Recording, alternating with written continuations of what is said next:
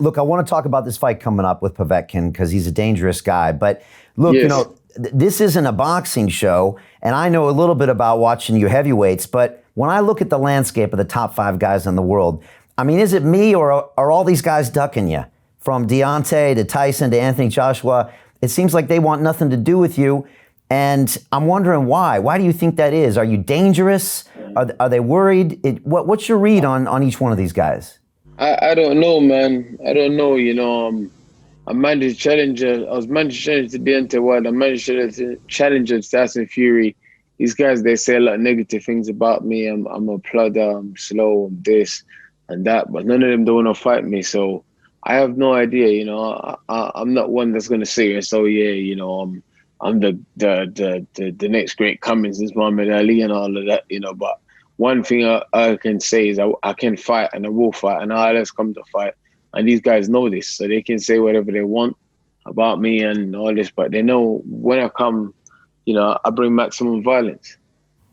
How do you feel when someone like Deontay says that the king doesn't go to see peasants? Or I know recently you said you left Tyson Fury crying in the ring when you sparred with him. And there's rumors Anthony Joshua was going to jump into the ring after your fight next Saturday. I mean, how do you feel when you hear things like this? My mindset is whoever won it can get it. That's my mindset. If Anthony just wants to jump in the ring when I fight, then he might get it there and then.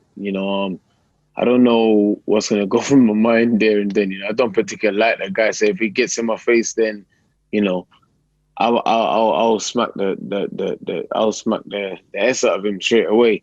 But me and Tyson Fury, we done a lot of sparring. There's days when he had his good days, and there's days when I have my good days. And he knows that as well. He knows that I can hurt him, and I carry the power to hurt him. And he knows I like to target the body, and that's one of Tyson Fury's weakest area. As you can see, he gets up from the head shots, and he moves his head, but he doesn't do well with the body shots. So he knows that. And for Deontay Wilder, what can I say? He's just an embarrassment, man. It's an embarrassment, He wears a Black History costume for Black History Month, and then he loses, and then he blames the Black History costume for being too heavy. That's why he lost. It wore his legs out, walking 40 meters from the change room to the ring, wore his legs out. It's just crazy. It's actually crazy. It's crazy when you think about it. Okay, in a 40-pound costume, wears your legs out, you're 230 pounds. It's crazy. Do you have any respect for Deontay and, some of those KOs that he puts together?